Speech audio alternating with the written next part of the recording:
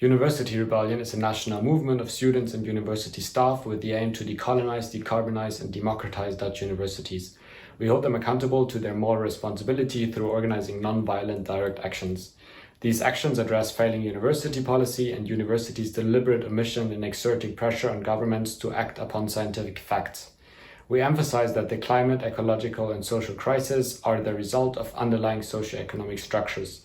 These emerge from colonial exploitation and are based on an ideology of infinite growth on a planet with finite resources. The focus of education needs to go beyond teaching at universities.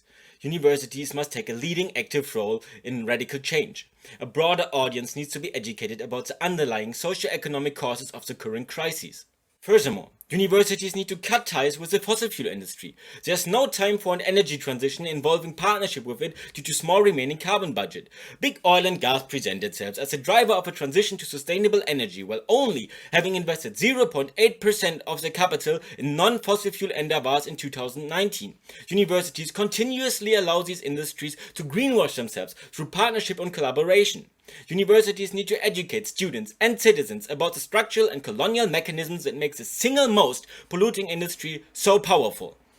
Therefore, fossil fuel companies should only be invited to universities for critical discussion. As universities of the Global North, we must recognize our responsibilities and privileges and acknowledge the detrimental impact resulting from our Eurocentric perspective. Therefore, the university must achieve a diversity in knowledge.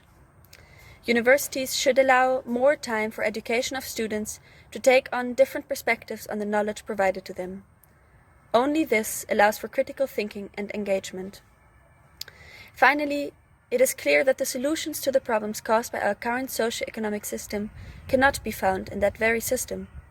Therefore, a radical change of curricula is necessary to teach students the knowledge, lived experiences and skills needed to implement a radically different socio-economic structure. How do you ensure that no student graduates university without knowing the underlying causes of climate change, the dramatic state of affairs with regard to the crises, and the urgency for change?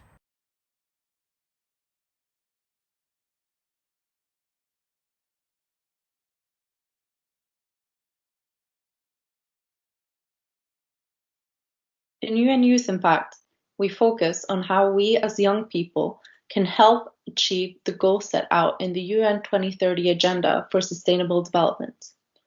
Our group focuses on highlighting and showcasing the vital role of young people as agents of change within their local communities here in the Netherlands and on the global scale when it comes to implementing sustainable and just peace that is long-lasting.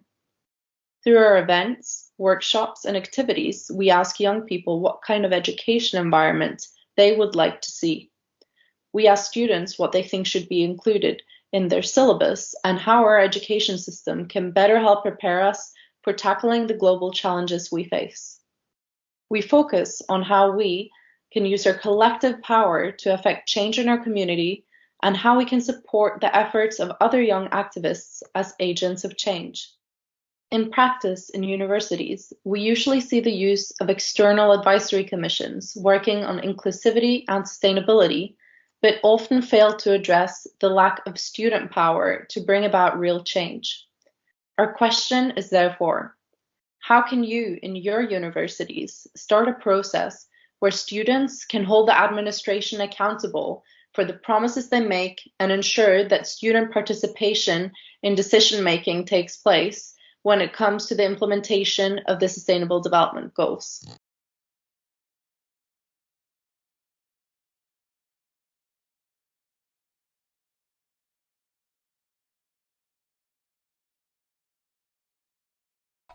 Hi, I am Senem Sirin, student counselor at UAF.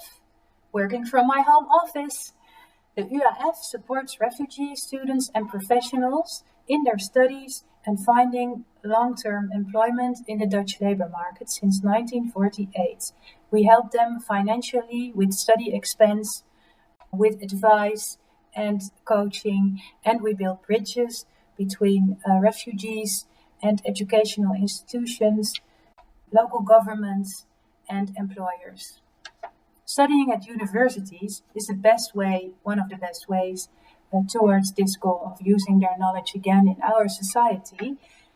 What would help inclusion at university is facilitate a special preparation program for refugees to meet the entrance requirements. Facilitate contact easily with a contact person who is entitled to design a special program for them, short track, so that they don't have to do their whole study again.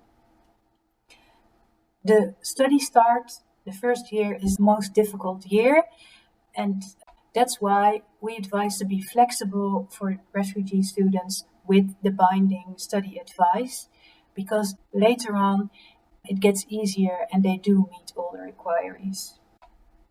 Start mentoring programs in which a refugee student gets a mentor who is a student at his own university. Last, create and offer and make reservations for a number of study apprenticeships at university, especially for highly educated refugee professionals, to stimulate diversity in the staff of universities. My question is to the rector, what could you do to help refugee students?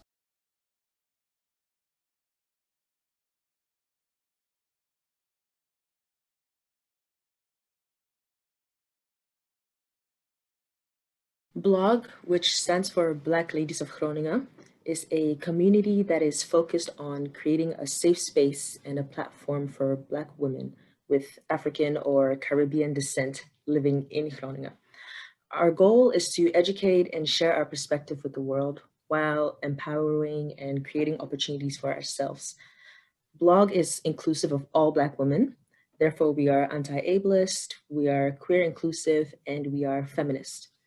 And so for that reason, our projects are committed to not only ensuring a safe space and creating a platform for our voices to be heard, but also dismantling racism that is rooted in ableism and anti-queerness within different levels of society. Our work implies that within a majority of universities, these safe spaces for people of color, and more specifically women of color, are not prioritized or they do not exist at all. Therefore, it is up to universities to make a sustained effort in creating, funding, and supporting these safe spaces wherever they can to promote inclusivity. Majority of the universities that are present here have made a commitment in one way or another to ensure diversity, and they have put out different policies to aid in the attainment of these goals. So what we at Blog would like to know is how diverse of a group in terms of racial and cultural diversity were the people who drafted these policies in order to make sure that the target groups were well represented. And additionally, we would also like to know what you are currently doing to ensure that there is racial and cultural diversity within your respective universities on all levels. So this includes racial diversity within the administrative staff, lecturers, board of examiners, students, board of directors, etc.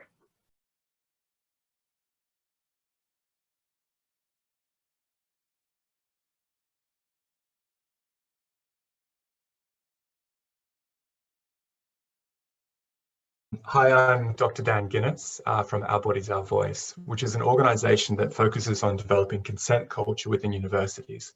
So really, we're the people who are trying to prevent sexual violence and incidents of harassment happening at universities within the Netherlands.